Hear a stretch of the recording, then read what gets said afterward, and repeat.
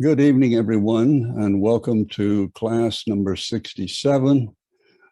This class is on the tablet of the Lawḥ-i-Ḥikmat, or the tablet of wisdom. And though we will probably talk in more general terms about the importance of philosophy, since the tablet of wisdom goes into some detail about the philosophers, who, particularly those who were the founders of Western thought, the School of Athens, as it was called. And I hope to save some time for some questions. Philosophy is very dear to me because it was one of my majors in both my undergraduate and graduate work. And I'm a particular fan of Platonic thought or Socratic thought. And have utilized it a lot in my own writing, simply because I think that Socrates explains, particularly in the allegory of the cave and in the Republic, a great deal about the Baha'i concept of governance, the Baha'i concept of justice, and the Baha'i concept of monotheism, of God. He was a monotheist, which is one of the reasons that he was executed. The first thing then we want to do is to look very briefly at these figures of the three major figures who were the forefathers, if you will, of founding fathers of Western philosophy, and that's Socrates, Plato, and Aristotle. And so let me begin by sharing my screen. And let me see if I can move this out of the way. So we will begin the tablet of wisdom. And what I'm going to do for you is have an outline of the tablet. I am fond of outlines because they, particularly when you're dealing with a work that is highly structured, which this one is. And I think it's important, or for me, it's important when I outline a work because it forces me to see the train of thought, how Bahá'u'lláh develops his ideas. And so I see the structure, and it forces you to say, okay, this is what he's discussing here, but how does he make the point? What are the points that come after it, and so on? So here are these three individuals, not in chronological order, but the chronological order would be from Socrates to Plato to Aristotle. So as you can see, we've got Socrates in the middle, who is the teacher of Plato, who wrote down the dialogues and teachings of Socrates. And Plato was the teacher of Aristotle, who was the teacher of Alexander the Great, who went on to produce the Hellenistic empire of Alexander the Great, which had an important influence on the evolution of Western civilization, because he took all of the Greek or Hellenistic ideas from the Greek philosophers and arts and so on, and spread it throughout Eastern Mediterranean into Egypt and all the way to Asia. So beginning, and I'm just going to do a quick review of what these figures did and why they're important, so you'll get a sense in your mind, those of you who may not be intimately familiar with these, the beginnings of the Athenian school of philosophy and so on. But Socrates was a teacher who wrote nothing down. He used what we now know as the Socratic method, which was a process whereby instead of simply giving a bunch of information and having his students absorb it, he used a method of rhetorical questions, so not always rhetorical, just questions, and forcing the students to answer these questions. And by asking the crucial questions, he would, by degrees or by steps, very carefully designed steps, lead them to the logical conclusion or answer to the question at hand, whether it's what is true justice, what is true love, or what, these very essential questions.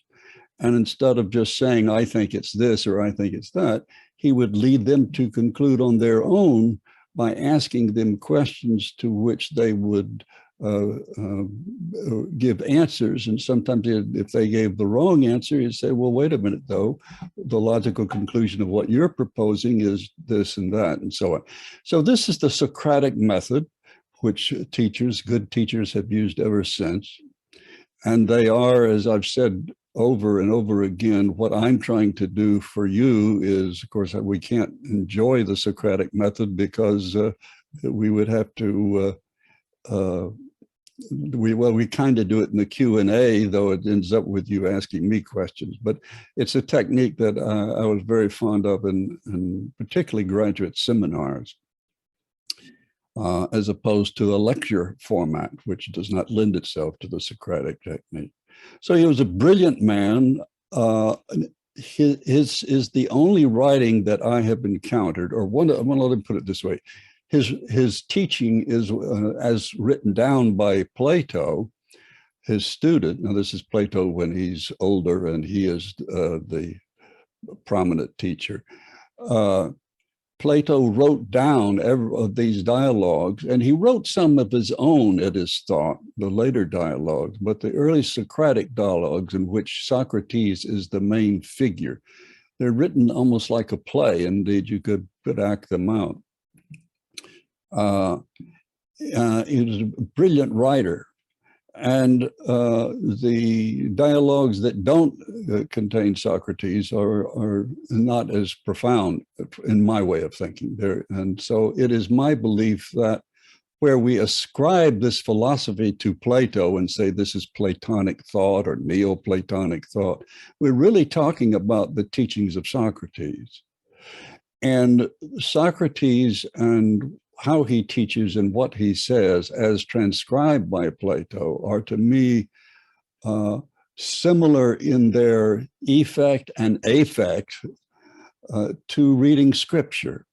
They're profound. They're remarkably good, and very much in some ways like I just got through going over reviewing the epistle to the son of the wolf, so I can present it to you.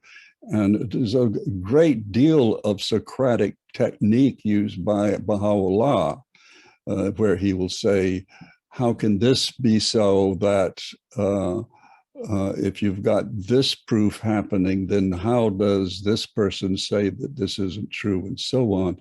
And of course, he answers his own questions, but the point is he poses these critical questions to you. So Plato, to what extent was he the architect of Platonic thought, and to what extent is he simply the amanuensis or scribe of Socrates, we'll never know. But without him, we wouldn't know any of Socratic thought. And we'll get to what Socratic thought is later in our discussion.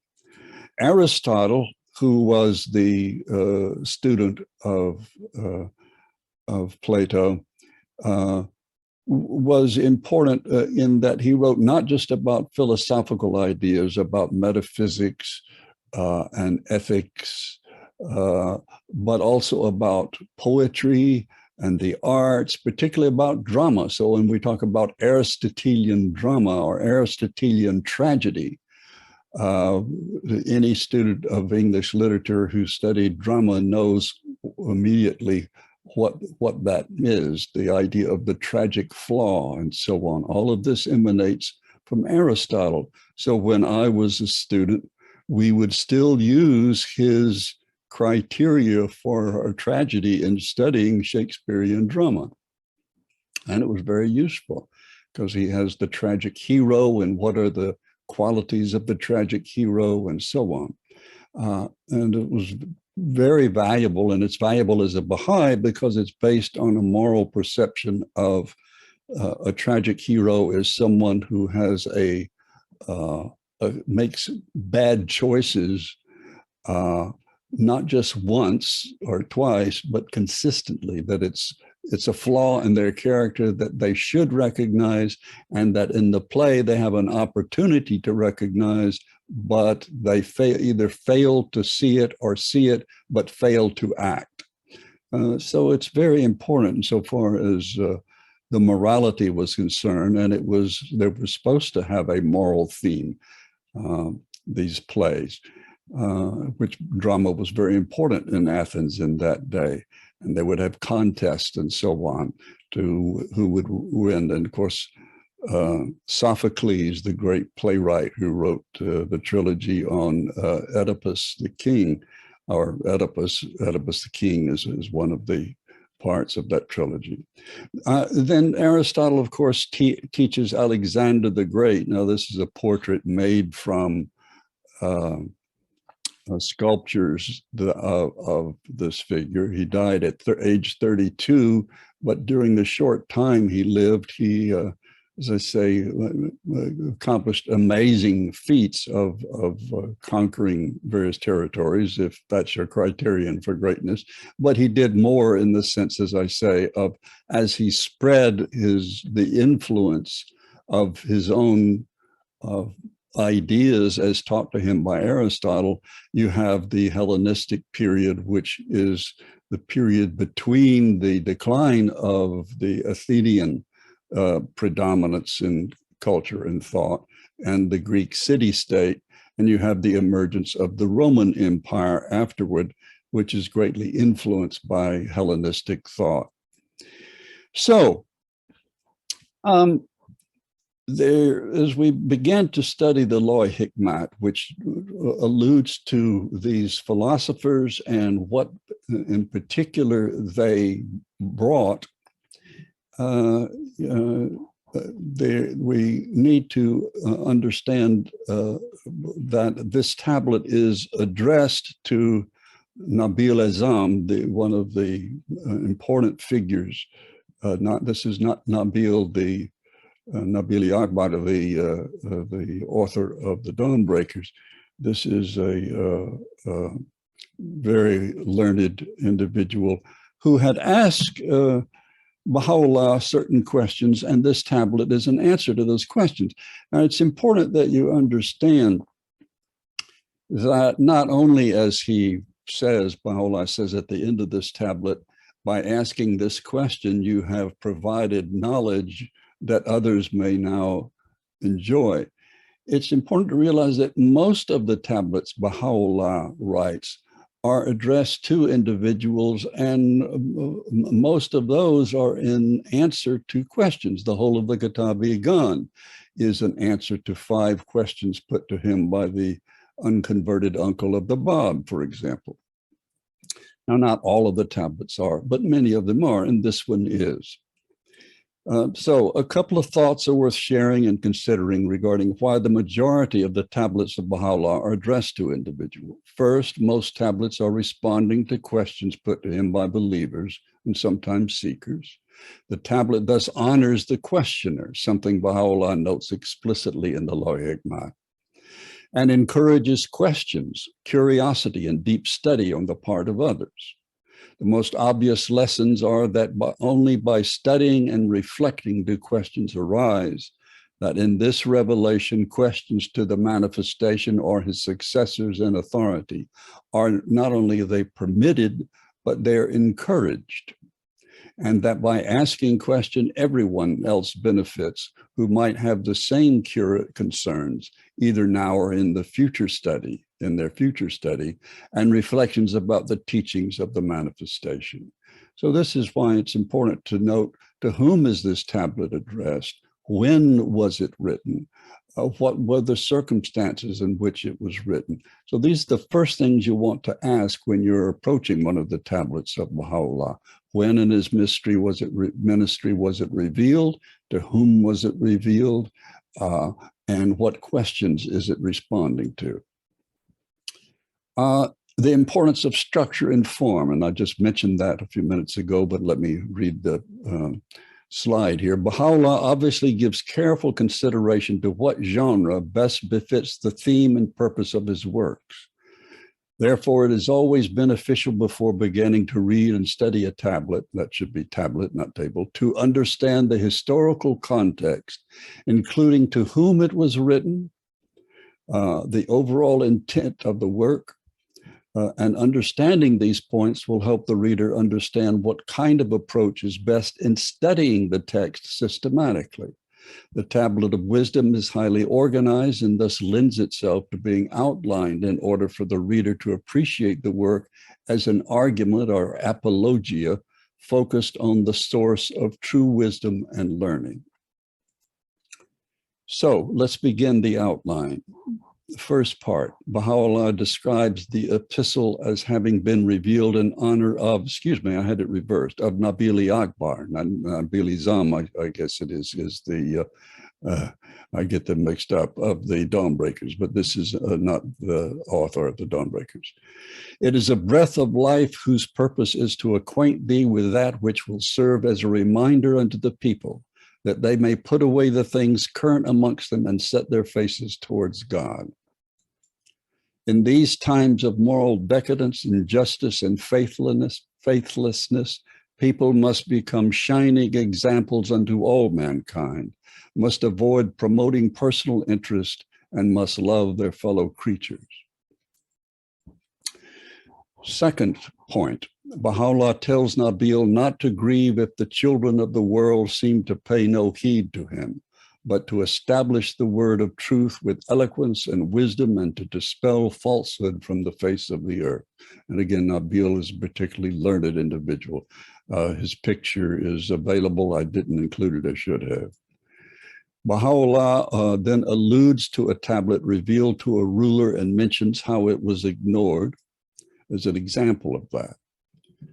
Then the third part, Baha'u'lláh discusses theories of creation and the origin of existence, and he alludes to the well-known Islamic tradition, I was a hidden treasure. Now, this is such an important hadith, the hadith of the hidden treasure. We've mentioned it many times before, but those of you who aren't aware of it should study it. It is available online in a provisional translation, but of a very good translation. And I hope in the not too distant future, the World Center will come out with an authorized translation of the commentary. Parts of it we've already looked at when we studied the Agdas, and that was Abdul Baha's commentary on this tradition is included in a footnote in the Kitabi Agdas, where Baha'u'lláh alludes to this tradition. And basically, the tradition is very simple. It is God speaking about his reason for creation. And he says, I was alone, I wished to be known, therefore I brought creation into being that I might be known. Now, hidden within those sort of three steps of knowledge of himself, bringing creation to being, the objective of which is that he might be known, is by whom does he want to be known? For what purpose does he want to be known? And what kind of construction must creation become in order that this process will be successful? That is, successful in the way he wishes. Since God is all powerful, he could simply impose this love and force us to love him. But his objective is to have us freely recognize him. And therefore, you have, again, God using a Socratic method, if you will. He causes us to ask questions, and he provides us with hidden answers, but they're only hidden if we don't look for the answers, but we have to know where to look. So you have the concept of a first cause is discussed. Now, what is that? In philosophy, the first cause is, what is the origin of creation? And of course, the hidden treasure is getting at that very point. From a Baha'i point of view, the first cause is the creator. But what causes the creator to desire this? And it's the desire to share his love with a being capable of appreciating that love. Well, this philosophical, there are various categories of philosophical thought, such as teleology, epistemology, theodicy, and so on, all of which are discussed both by Bahá'u'lláh, and then Some Answered Questions is sort of like a small encyclopedia of responses to major philosophical questions, the nature of evil, life after death, and so on. So this is what Bahá'u'lláh begins discussing, is the various philosophical guesses about what is the first cause. For example, Aristotle comes up with a theory of an endless succession of causes. In other words, there is no ultimate first cause, because you have a cause behind that effect, and a cause behind that effect, and then you have a cause behind that effect, and so on. So the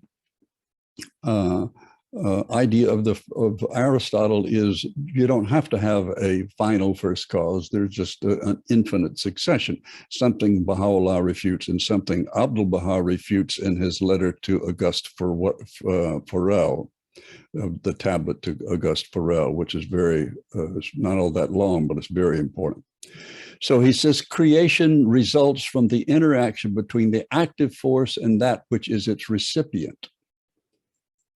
The irresistible word of God is the cause of the entire creation. And of course, the word becomes flesh and dwells among us in the form of the manifestations, who are the word of God incarnate, and from whom the word of God derives. The objections which the unbelievers might voice to these conceptions or these concepts turns upon themselves, meaning that they don't work, that they ultimately are illogical and have no endpoint. Though the word of God is sufficient cause for the contingent world, that world is being renewed and regenerated at all times. And this is a very important part, not only for this world we live in, this planet Earth and its environs, but the totality of creation. So creation itself is constantly undergoing change and regeneration.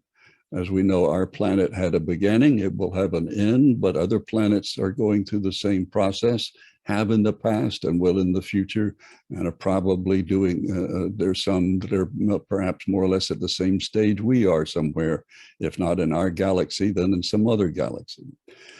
He goes on to say, to study the contingent world is to witness the divine imprint that is sufficient explanation for its own existence, because nature in its essence is the embodiment of my name. That may sound complicated, but it should remind you of a passage we've looked at over and over again that says everything in creation is an expression of one of the names of God, or some combination of the names of God.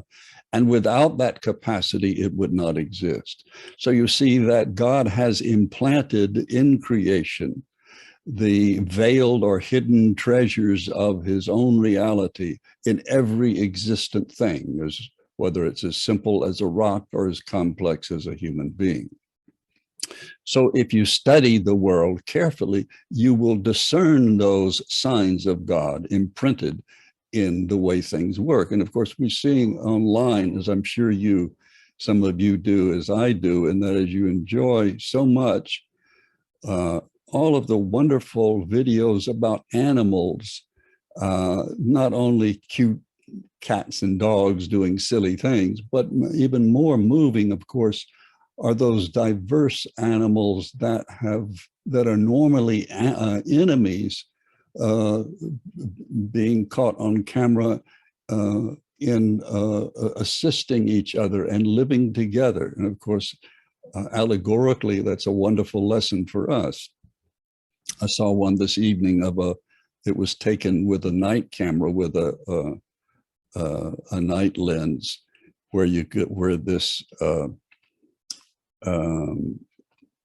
I think it was it wasn't a moose, I think it was, or something, with a bobcat or something like that. So it's what do we have to learn from that? And of course, the way animals treat their young, how much they would give their lives and endanger their lives for the young. We learn parenting skills from observing the animal kingdom. There is no more important need to turn to the knowledge of former or more recent times. The knowledge of this revelation will suffice all mankind.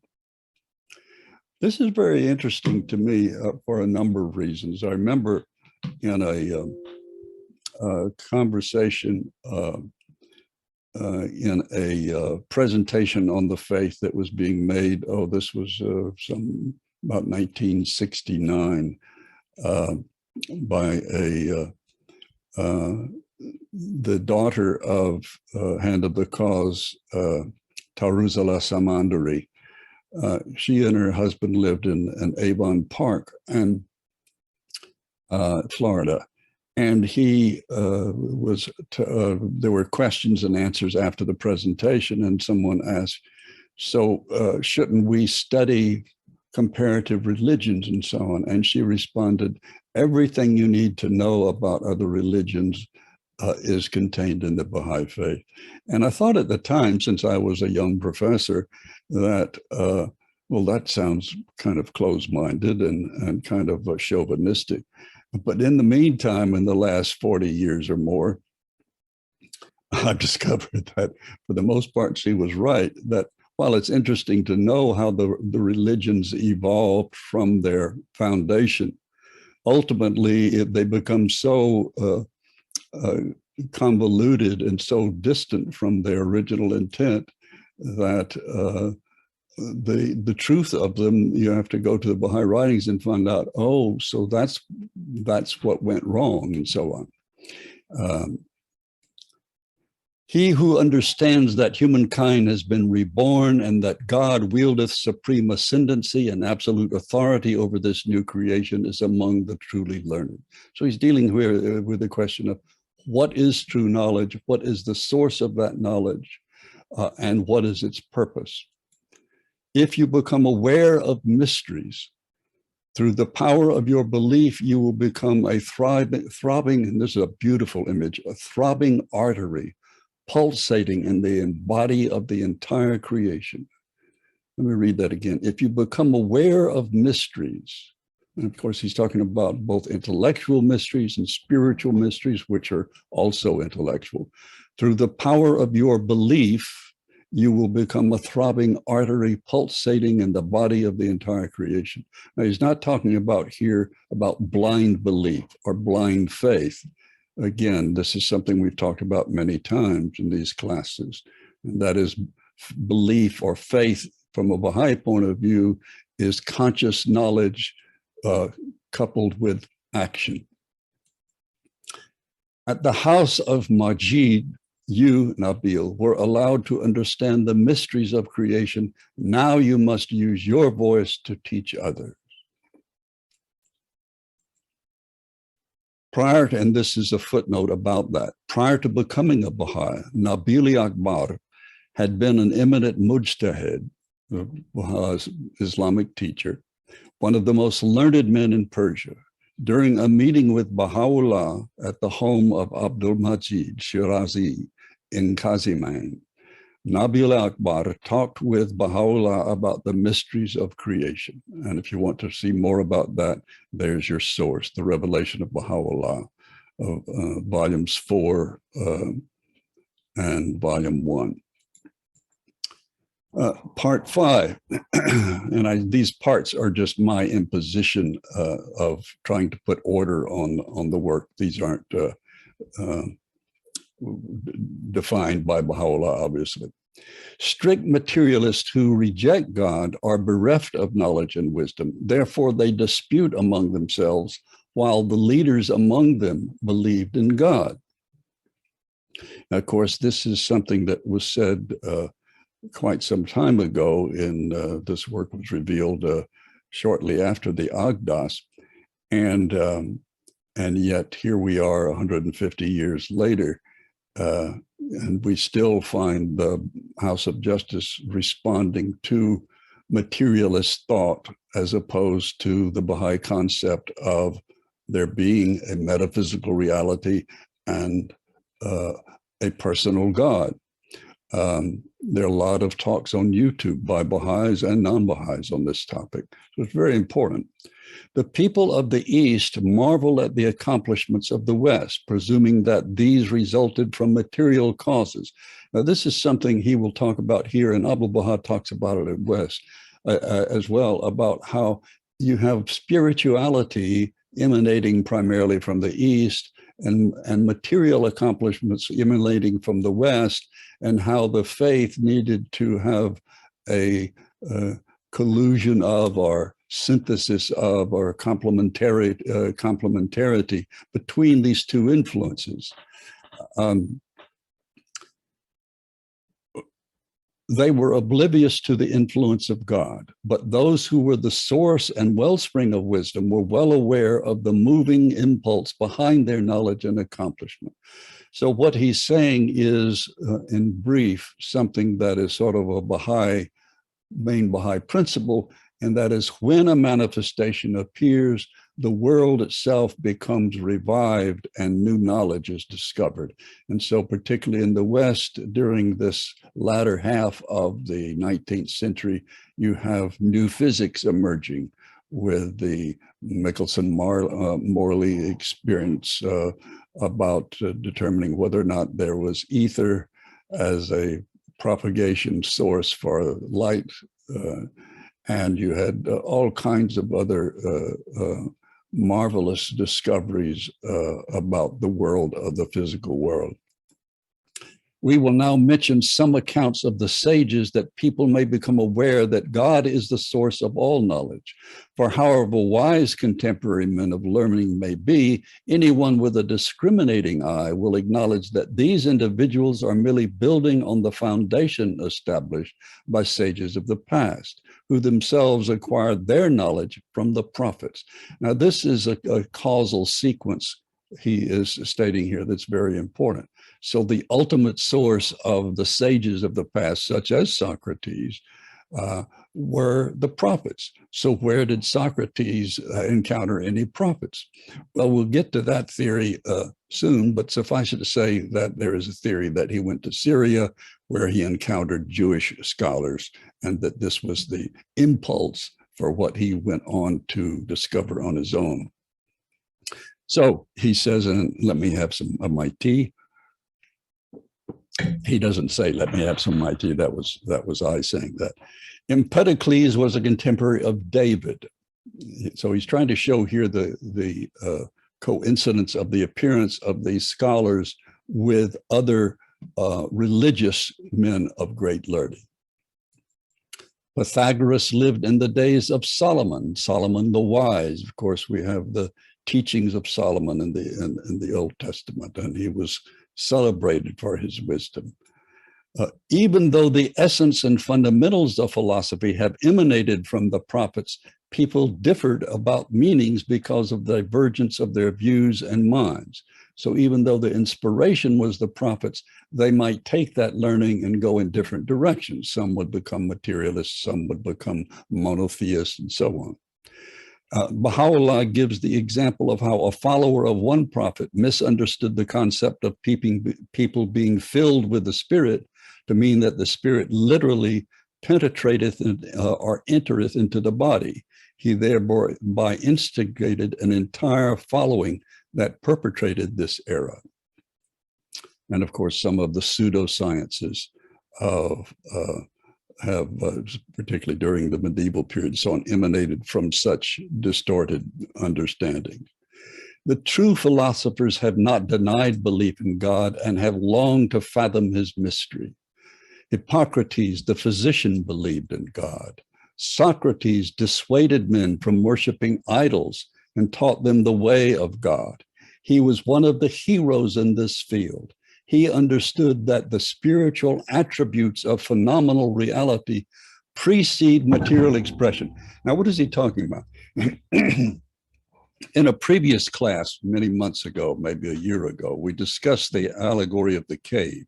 We will have it tonight. If we have time to go into it, we will. We probably won't.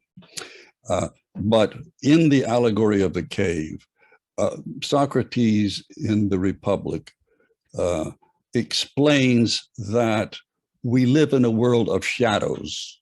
That is, what we think is reality is really only a reflection of concepts. And what gives those concepts meaning is a higher knowledge of the unity of creation. And what gives us the concept of the unity of creation is the word of God that explains the source of creation. So the ultimate enlightening source is God, or what Socrates sometimes calls the good, or the one, or the beautiful. Very similar to what the Rumi and other mystics talked about as the friend. Plato, Socrates' student, also believed in God and in the spiritual essence underlying all created reality. And again, that's the essence of the creator, which is essentially unknowable, but something we can know about. Aristotle, who discovered the power of gaseous matter, also acknowledged belief in a supreme being. I will mention the invocation voiced by Pliny, who was also familiar with Socrates' theory of the mysteries of creation. The wisdom of revealed truth cannot be disputed unless one bereft of hearing, of vision, of understanding, of every human faculty. Again, this is something I wish we could discuss in more detail, but the mysteries of creation is again alluding to Socratic idea of that physical reality is a metaphorical expression of spiritual reality. And so Socrates describes spiritual reality and believes very importantly in an afterlife. And that's why he says that he is very content to end his life in this realm. But it's also discussing the idea of the notion of the manifestation, and that is the republics. In the Republic, you have the source of education being the philosopher king, which is somewhat analogous to the manifestation in the Baha'i writings. So if you read it, if you have that in mind, it will help you understand that work. There's a difference ontologically, but we'll discuss that in the Q&A if you'll remind me. O Lord, and this is the quote from Pliny, O Lord, thou art God, and no God is there but thee. No, I'm not sure. I don't think that is. That's Bahá'u'lláh. Okay, here is the allegory of the cave, and we could spend a few minutes on this from the Republic. And here's how it works. You begin down here in the bottom of the cave, and this is a symbol of ordinary human beings. They're chained to chairs so that all they can see are the shadows on the wall of the cave, and they think that's reality. That's a vase, that's a bird, that's a tree. But he says, but analogically, this isn't true reality. He says, if one of these individuals, the philosopher king, were to break loose from the constraints of this world, and of course that would be equivalent to Baha'u'lláh saying, you know, put aside your concern for the things of this world, and loosens himself from the chains of sensual delight and so on, and you climbed over this wall, you would see that, oh, here are, and this again is an allegory, it's not meant to be literally true. These are just shadow figures carried by these individuals, which are enlightened by this fire casting shadows on the cave here. So this isn't reality, whoops, but neither are these. So let me climb up farther and I see, oh, the fire is what's making this seem real. So the fire is reality, but then he sees beyond the fire, the cave goes up further. And so you see these philosopher kings ascending, and then you don't see it here, but in Plato, they then look on the ground and they see these shadows, because you can see they're hiding their eyes here because the light is so blinding. So they can only look on the ground and they say, oh, that's reality, these shadows. And then the same thing that happened down here happens up here. They look up when their eyes get accustomed and they say, oh no, those are just imprints of these trees. But then when they look further, they see, wait a minute, there's one source that's enlightening everything, and that's the sun. And what Plato calls the good or the beautiful, or God. There's more to it than that, a lot more to it, and it bears a lot of discussion. But that's the basic idea, that we're removed from reality by these semblances of reality. And that once the philosopher king understands true reality, he sees a real tree, a real vase, a real bird. These are, if you will, these are the forms that these are simply representations of.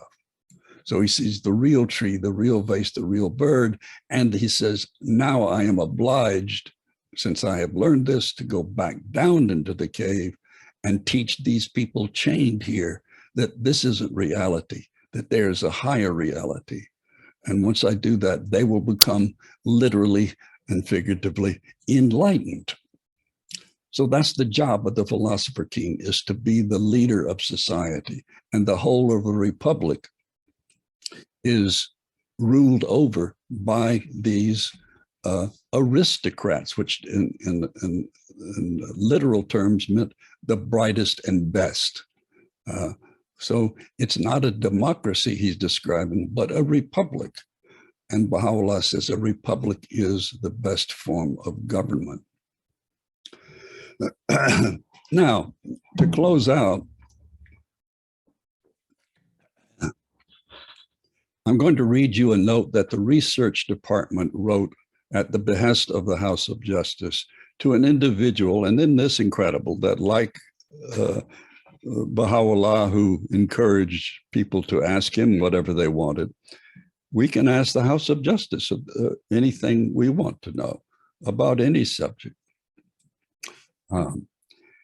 And so this is a response to an individual is asking about, is it true that Socrates visited the Holy Land and that's where he got his first inspiration about these concepts of physical reality being but a metaphorical expression of the spiritual realm? Well, he says, to provide a background for considering blanks, and they leave out the person who asked it the question, unlike Baha'u'lláh, who is honoring these people. In this case, that they want to make it anonymous for understandable reasons, about whether the House of Justice can confirm the statements in the Baha'i writings about Socrates.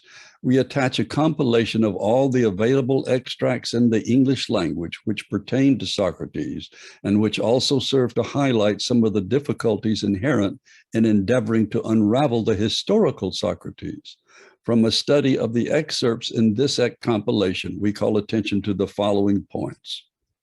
The Baha'i writings assert that the Greek philosophers were influenced by religion, that they had contact with Hebrew sages. With the flowering of the reign of Solomon, the Greek philosophers journeyed to Jerusalem to learn from the sages and to inquire an understanding of Israelite law. The Baha'i teachings indicate that Socrates traveled to Palestine and Syria, and more generally to the Holy Land. The information about Socrates is derived from what is recorded in Eastern histories. It includes many facts which are not included in Jewish history. The histories of the times before Alexander the Great tend to be very confused and unreliable, and even when the field of history became an orderly and systematized discipline, the problem of giving precise dates for events in the remote past remained a difficulty. In relation to the Tablet of Wisdom, the Universal House of Justice states that while Baha'u'lláh is quoting the historical accounts familiar to the person he is addressing in the tablet, for the sake of illustrating the spiritual principles that he wishes to convey, this does not necessarily mean that he is endorsing their historical accuracy.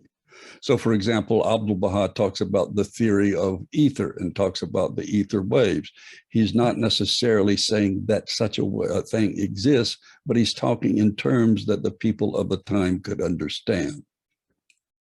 With regard to Abdu'l-Baha's statement concerning the visit of Socrates to the Holy Land, letters written on behalf of Shoghi Effendi indicate that historians cannot be sure Socrates did not visit the Holy Land. To date, we have no documentary evidence to support the master's statement concerning what is recorded in Eastern histories about Socrates visiting the Holy Land. Baha'is accept the authority of Abdu'l-Baha on this matter, since we believe that he had an intuitive knowledge and since he affirmed the source of the report. There is the possibility that historical proof may come to light through research in the future. So that's, I think, valuable to know, not only that our own understanding is ongoing, but things that we can learn about history and about the history of religion aren't set in stone and aren't an accomplished thing. They are works in progress. All right, part 6. I have no wish to mention anything further, but shall utter what I am told to speak. If not for my love for thee, I would have not uttered a single word. Now, this is Baha'u'lláh concluding the tablet. This is interesting. Periodically, and this occurs several times in Epistle to the Son of the Wolf, where he says, in effect, I am told to stop, or I'm told to say this, or I'm told to say that. He is inspired by the Holy Spirit that he's gone far enough that he shouldn't speak anymore about this matter. And he says, I wouldn't have said anything about any of this if not for thee, Nabil. And because I honor you and appreciate you, I am answering your questions. And as a result of that, the world will benefit from it. We, the prophets, receive our knowledge direct from God, not from our own devising. Isn't that something? Direct statement. If we need to, now this is something you're probably familiar with, but if you're not, it's astounding. You wonder, particularly in Epistle to the Son of the Wolf, where he quotes from Joel, from Jeremiah, from Isaiah, from John the Baptist, from Christ, and so on. And you think, well, he doesn't have access to these books and so on. Surely that's proof of his being a prophet from God. But of course, you said the same thing is true with Abdu'l-Baha. If we need to quote from books which men possess, when we wish to quote the sayings of the learned and of the wise, there will appear before us in the form of a tablet everything that has been written or revealed in the past. And I say, see Epistle to the Son of the Wolf for examples of that. So these are direct quotes. And you think, well, how does he know, quote, word for word from the Quran or word for word from the New Testament and the Old Testament when he didn't memorize these. And that's why repeatedly Baha'u'lláh says, check where I lived, see if I studied anywhere or under anyone. In effect, he's saying, what is the explanation then for my ability to quote from these things or my knowledge of these things? And of course, the answer is there can be no earthly source. This tablet, for example, is direct from God. It is not derived from influence or teaching of others, and its wisdom is capable of being uttered by me because my heart, as it is in itself, hath been purged by God from the concepts of the learned and is sanctified from the utterances of the wise.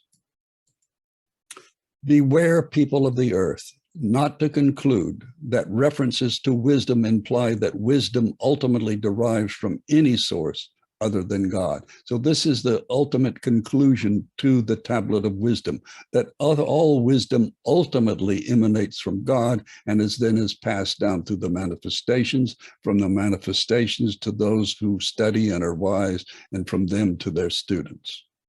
Every land becomes a seat of wisdom according to the plan of God, divine plan of God.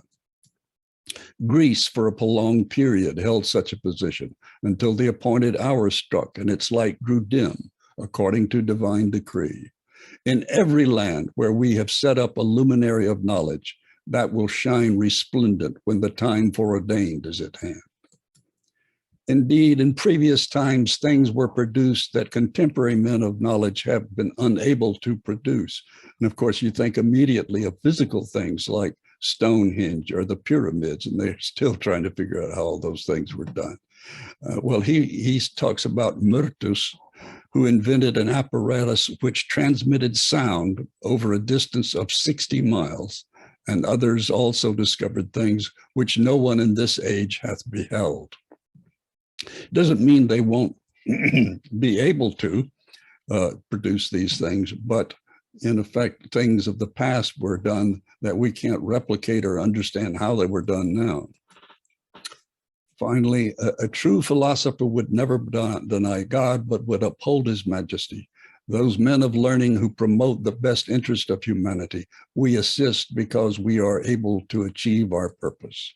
Don't judge the learned in Bahá'u'lláh by common standards. Learning in Bahá'u'lláh, this is important. Excuse me. I'm going to go a little bit longer because it's worth doing. Who are the learned in Bahá'u'lláh? He's not talking about people who go to Princeton or Harvard or Yale or Oxford or whatever. He's talking about who are Baha'is. They may be very learned in a certain field. But the learned in Bahá'u'lláh is a term he uses in the Agdas when he talks about the two pillars of the administrative order, the rulers and the learned. The rulers are the elected administrators who execute the plans. The learned in Bahá'u'lláh means those who are deepened in the cause and faithful to the covenant. It doesn't mean they're learned in the sciences. This is something we've talked about before because it has occurred at several times in the history of our faith, even in recent history of our faith, where individual Baha'is who were very learned, whether in Islamic studies or Middle Eastern studies, or the Baha'i text, felt that they were the ones alluded to by this term. And what he's saying here is common standards are not those that you would use to assess who is learned in Bahá'u'lláh. So we don't say that the men of the House of Justice are the most learned individuals in the world. We say they are learned in Bahá'u'lláh. Aspire to learning that befits humankind. We are quit of those, meaning we're through with, who imagine that the purpose of wisdom is to give vent to one's idle imaginings and to repudiate God, as many today are doing. And of course, that's still occurring. The beginning of wisdom and the origin thereof is to acknowledge whatsoever God hath clearly set forth. This is the foundation of statesmanship.